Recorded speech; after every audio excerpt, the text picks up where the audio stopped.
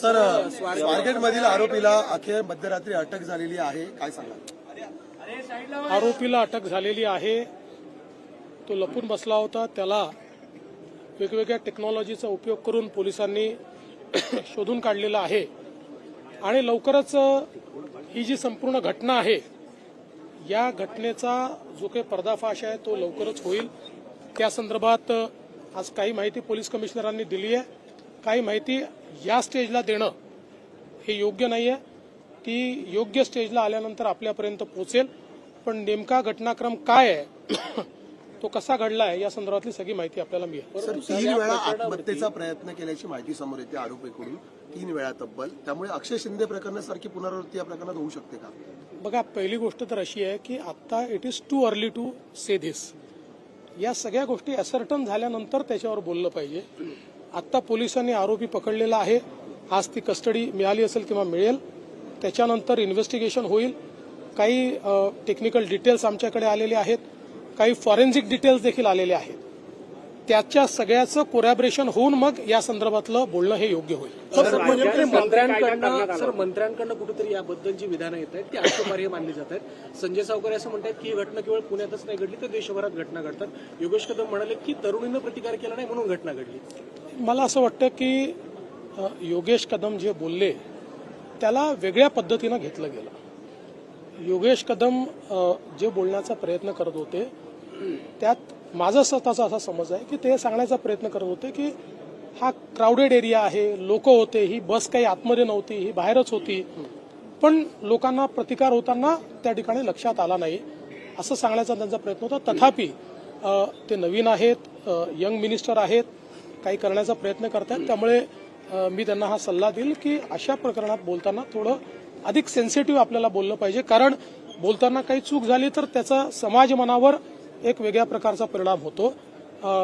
निश्चितपणे जेही मंत्री असतील किंवा लोकप्रतिनिधी असतील अशा घटनांच्या संदर्भात बोलत असताना त्यांनी सेन्सिटिव्हली बोललं पाहिजे असं सगळ्यांनाच माझा सल्ला असेल. उद्धव ठाकरे बसस्थानाला जाताना पाहायला मिळाले नाही. या उलट विजय वडेट्टीवार असतील, रोहित पवारांसारखे सुद्धा विरोधी पक्षातील नेते तिथे जाताना पाहायला मिळाले होते. ज्याचा सनातनवर विश्वास आहे, ज्याला हिंदू जीवन पद्धती ही त्या ठिकाणी प्रिय आहे, असे सगळे लोक कुंभमध्ये गेले. काही लोक नाही गेले, त्याची वेगळी कारणं असू शकतात. मी काही कोणी गेलं नाही म्हणून त्यांचं सनातनवर प्रेम नाही असं म्हणणार नाही. त्यांची आपली कारणं असतील. जे गेले त्यांचं प्रेम आहे असं आपण समजूया. केवळ दाखवण्याकरता गेले नाहीत असंही आपण समजू. पण महिला सुरक्षेच्या संदर्भामध्ये शक्ती कायदा आपण बनवला होता, परंतु राष्ट्रपतींनी तो सहीशिवाय परत पाठवला अशी एक माहिती समोर आली आहे. काय नेमकं तथ्य आहे? असं नाहीये. शक्ती कायदा जो आपण तयार केला होता तो अनेक कायद्यांचा अधिक्षेप करणारा कायदा होता आणि त्याच्यामध्ये मेजर जो केंद्रीय होम विभागाने त्या ठिकाणी काही ऑब्जेक्शन घेतले होते. त्यामध्ये सुप्रीम कोर्टाचे काही निर्णय होते ज्या निर्णयावरही तो अधिक्षेप करत होता. त्यामुळे तो अधिकार राज्याला नाही, म्हणून याच्यामध्ये काही बदल हे करण्याची आवश्यकता होती. तथापि त्याच्यातले काही बदल करायच्या आधी केंद्र सरकारने नवीन कायदे तयार केले आणि आपण शक्ती कायद्यामध्ये ज्या गोष्टी टाकल्या होत्या त्यातल्या बहुतांश गोष्टी या केंद्राच्या नवीन संहितेमध्ये त्या ठिकाणी कव्हर झालेल्या आहेत. म्हणून आता आम्ही याचा पुन्हा आढावा घेऊ आणि आवश्यकता असेल तर नवीन अमेंडमेंट सहित या संदर्भातली पुढची कारवाई करू. गंगेत डुबकी मारल्यानंतर अशा प्रकारे गद्दारांना आणि एकंदरीत महाराष्ट्रद्रोहींना पापाचं क्षालन करता येणार नाही असं उद्धव ठाकरे म्हणतायत. आणि दुसरी महत्वाची गोष्ट म्हणजे साहित्य संमेलनातला दाखला दिलाय त्यांनी. बटेंगे तो कटेंगे म्हणणाऱ्यांसमोर शमीमा अख्तरांनी ज्या प्रकारे मराठी भाषा गीत गायलेलं आहे त्यांना आता तुम्ही काय उत्तर द्याल? उद्धव ठाकरे हे अशा गोष्टी बोलत असतात. रोज जर त्याला उत्तर द्यायला लागलो तर एवढा वेळ थोडी माझ्याकडे आहे. पहिल्यांदा उद्धव ठाकरेंनी आत्मपरीक्षण केलं पाहिजे की समजा तेच जर खरे होते आणि हे जर गद्दार होते तर काय महाराष्ट्रातल्या जनतेने गद्दारांना वोट केलाय? हा तर महाराष्ट्रातल्या जनतेचा अपमान आहे. महाराष्ट्रातल्या जनतेने ज्यांना निवडून दिलं आणि शिवसेना म्हणून ज्यांच्यावर शिक्कामोर्तब केला त्याला तुम्ही गद्दार म्हणताय. मला वाटतं तुम्ही आरसा बघितला पाहिजे असं माझं मत आहे. आता झालं, आता ज्या कार्यक्रमात आलो टेक्निकबद्दल विचारायचं आहे. तुम्ही टेक्निकमध्ये एक उत्तर देताना म्हटलं होतं, टेक्निक बद्दल तुम्ही सर टेक्निक बद्दल सांगताना तुम्ही स्टार्टअप बद्दल सांगताना एक हब म्हणून सांगितलं होतं. दुसरी गोष्ट म्हणजे आज एशियातला सगळ्यात मोठा AI इव्हेंट मुंबई टेकवीक हा मुंबईमध्ये पार पडला. या इव्हेंटमुळे मुंबई हीच तंत्रज्ञानाची राजधानी आहे हे पुन्हा एकदा अधोरेखित झालेलं आहे. या इव्हेंटच्या निमित्ताने काही चांगल्या अनाउन्समेंट आम्ही केलेल्या आहेत. यात सगळ्यात पहिले आम्ही मेटासोबत एक करार केलाय, ज्यात व्हॉट्सअप गव्हर्नन्स हा कॉन्सेप्ट आणलेला आहे. म्हणजे राज्यातल्या सगळ्या सेवा आता व्हॉट्सअपच्या माध्यमातून आपल्याला मिळू शकतील. मागच्या काळामध्ये आपल्या मुंबई मेट्रोचं तिकीट जेव्हा व्हॉट्सअपवर आणलं, आमच्या लक्षात आलं की 50% जास्त लोक व्हॉट्सअपवर तिकीट खरेदी करतायत. आणि म्हणूनच व्हॉट्सअप गव्हर्नन्सचा हा कॉन्सेप्ट आणलेला आहे. 500 सर्व्हिसेस यापुढे लोकांना व्हॉट्सअपच्या माध्यमातून त्या ठिकाणी अवेल करता येतील. एक अतिशय नवीन अशा प्रकारचा हा करार झालेला आहे. आपल्याला कल्पना आहे की गावातला शेवटचा माणूसही व्हॉट्सअप वापरतो आहे. आता त्याला खूप कुठेतरी ऑनलाईन जाण्याची आवश्यकता नाही आहे. हे सगळं व्हॉट्सअपच्या माध्यमातून तो त्या ठिकाणी प्राप्त करू शकेल. हा एक पहिला महत्वाची गोष्ट आम्ही या ठिकाणी केली आहे.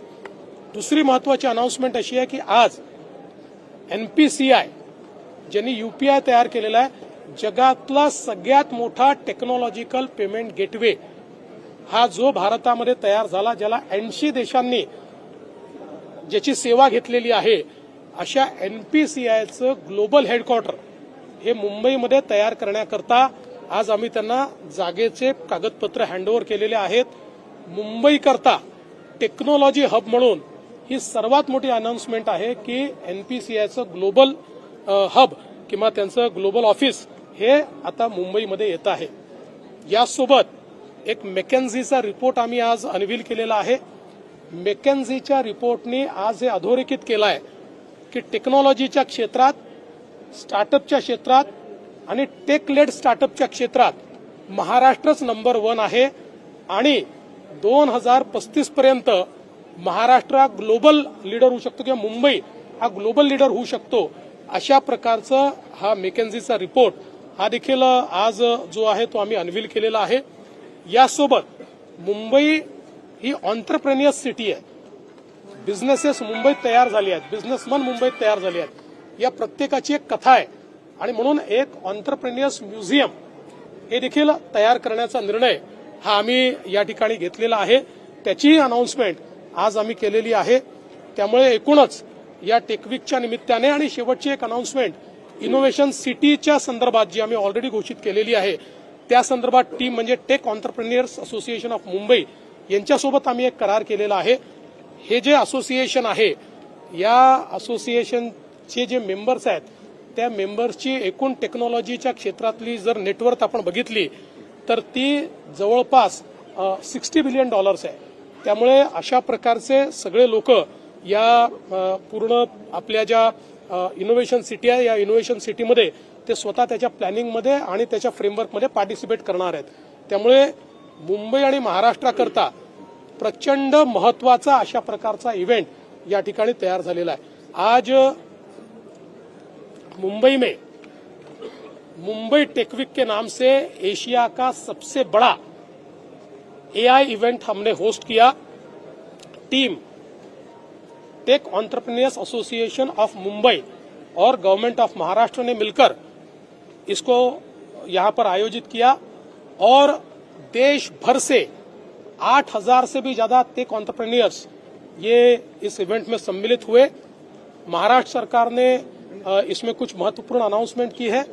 सबसे पहली अनाउंसमेंट हमारी ये है कि मेटा के साथ हमने एक MOU किया है जिसके माध्यम से हम व्हाट्सएप गवर्नेंस शुरू कर रहे हैं और महाराष्ट्र के लोगों को व्हाट्सएप के माध्यम से 500 सर्विसेज हम लोग अवेल करके देंगे. तो एक प्रकार से सर्विसेज का डेमोक्रेटाइजेशन जो है वो व्हाट्सएप के माध्यम से हम लोग कर रहे हैं, क्योंकि महाराष्ट्र का अंतिम आदमी भी व्हाट्सएप को इस्तेमाल करना जानता है। तो एक ये बहुत महत्वपूर्ण इस प्रकार की अनाउंसमेंट हमने की है। इसके साथ साथ आज एनपीसीआई जिन्होंने यूपीआई तैयार किया है, दुनिया का सबसे बड़ा पेमेंट गेटवे आदरणीय मोदी जी के नेतृत्व में जो तैयार हुआ है, उस एनपीसीआई को उनके ग्लोबल हेडक्वार्टर के लिए मुंबई में हमने जमीन दी है। उसके आने से मुंबई की एक टेक्नोलॉजिकल जायंट के रूप में जो हमारी एक पहचान है उसको और पुष्टि मिलेगी।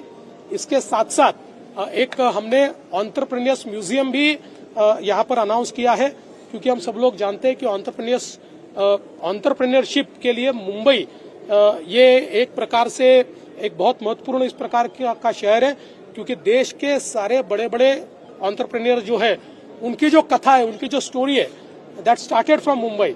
तो उसको डिपिक्ट करने के लिए और एंटरप्रेन्योरशिप बढ़ाने के लिए हम लोगों ने इस म्यूजियम की रचना यहाँ पर की है। आज एक मैकेंजी का रिपोर्ट भी हम लोगों ने अनवील किया है। मैकेंजी के रिपोर्ट में बहुत ही साफ तरीके से दिखता है कि अब देश का जो स्टार्टअप कैपिटल है और टेक स्टार्टअप कैपिटल है वो मुंबई है, वो महाराष्ट्र है, और महाराष्ट्र ने इसमें लीडरशिप पोजीशन ली है। एआई में भी महाराष्ट्र ने लीडरशिप पोजीशन ली है, और मैकेंजी ये मानता है कि महाराष्ट्र में आने वाले 10 सालों में 100 से ज्यादा यूनिकॉर्न्स होंगे और महाराष्ट्र एआई रिवोल्यूशन को ग्लोबली लीड कर सकता है। इस प्रकार से मुंबई और महाराष्ट्र की रचना है। तो मुझे लगता है ये भी एक बहुत महत्वपूर्ण चीज हम लोगों ने आज की है। और उसके साथ साथ एक हम लोगों ने टीम के साथ take entrepreneur association of India, इनके साथ एक एमओयू किया है, जो हम लोग एक इनोवेशन सिटी तैयार कर रहे हैं। उस इनोवेशन सिटी को किस प्रकार से उसका फ्रेमवर्क हो, क्योंकि टीम के जो सदस्य है, ये सारे सदस्य अगर हम साथ में पकड़े तो करीब 60 बिलियन का व्यवसाय ये लोग करते हैं। तो टेक्नोलॉजी के क्षेत्र में ये सारे लोग बहुत बड़े पैमाने पर काम करने वाले लोग हैं, इसलिए इनकी मदद लेकर हम लोग एक फ्रेमवर्क तैयार करने का प्रयास करेंगे। तो मैं ऐसा कह सकता हूं कि आज के इस इवेंट ने मुंबई और महाराष्ट्र को टेक्नोलॉजी के क्षेत्र में, एआई के क्षेत्र में फिर एक बार नंबर 1 पे लाया है। पुणे का जो मामला है उसमें आरोपी को पकड़ लिया गया है। इस आरोपी की जांच की जाएगी, उसके माध्यम से इसकी जो सही स्टोरी है वो हमारे सामने निश्चित रूप से आएगी। और कुछ चीजें आज पुलिस कमिश्नर ने आपके सामने रखी है, कुछ चीजें जल्दी हम सामने रखेंगे। अभी चूंकि सारी प्रक्रिया चल रही है इसलिए वो चीजें सामने रखना ठीक नहीं है, लेकिन इसमें फॉरेंसिक जो कुछ हमारे तफ्तीश है वो भी हमारे सामने आई हुई है। तो निश्चित रूप से इसकी सारी जानकारी आपको मिलेगी और इस प्रकार के डिपो में ऐसे मिसयूज न हो, इस दृष्टि से भी आगे में कार्रवाई की जाएगी। मंत्रियों के जो बयान आपकी सराहना की है। देखिए, इस प्रकार की जब परिस्थिति होती है तो ये हमारी जिम्मेवारी है कि हम लोग आगे आए, और मैं आभार व्यक्त करता हूं अमेरिकन काउंसिलेट का और हमारे जो काउंसिल जनरल यहाँ पर है उनका भी, कि उन्होंने इस परिस्थिति को समझते हुए बहुत तुरंत ये वीजा दिया हुआ है। मैं अपेक्षा करता हूं कि वो उनके रिश्तेदार वहां जा पाएंगे और नीलम जल्दी ठीक होगी, ऐसा मैं समझता हूं। मला या गोष्टीचं अतिशय समाधान आहे की आम्ही त्या ठिकाणी इंटरव्हेन्शन केल्यानंतर नीलम शिंदे यांच्या नातेवाईकांना व्हिसा मिळालेला आहे। मी अमेरिकन काउन्सिलेटचं मनापासून त्यांचे आभार मानतो, काउन्सिल जनरलचे आभार मानतो की त्यांना माझ्या कार्यालयाने विनंती केली की अशा प्रकारची इमर्जन्सी आहे आणि त्यामुळे हा व्हिसा द्या, आणि त्यांनी आउट ऑफ द वे जाऊन किंवा त्यांच्या सगळ्या पद्धतींना त्या ठिकाणी फाटा देत अतिशय तात्काळ अशा प्रकारचा व्हिसा दिलेला आहे। मी अपेक्षा करतो की ते त्या ठिकाणी जातील आणि नीलम या लवकरात लवकर बऱ्या होतील अशी ईश्वराला प्रार्थना करतो। कार्यालयाला धमकी आल्याचं एक प्रकरण समोर आलं होतं, यामध्ये नेमकं तथ्य काय आणि काय पुढे कारवाई केली? ठीक आहे, अशा प्रकारच्या धमक्या येत असतात, धमक्यांना भीक घालणाऱ्यांपैकी आपण नाही आहोत। धमकी आल्यानंतर आता त्याच्यावर जे आमचे पोलीस आहेत ते वर्किंग करता आहेत आणि ती कुठून आली, कशी आली, अशा प्रकारचं त्याचं वर्किंग चाललेलं आहे। त्यामुळे पोलीसच याबद्दल जास्त सांगू शकतात। मोठ्या प्रमाणात गुंतवणूक जी येते ती थांबवण्यासाठी अशा प्रकारचे प्रकार करताना पाहायला मिळतात का? याआधी सुद्धा तुम्ही एक नेक्सस मोठं उघड केलेलं होतं। आता याच्या पाठीमागची मनशा काय आहे, मनीषा काय आहे, हे आपल्याला लवकरच लक्षात येईल. ममता चला, धन्यवाद.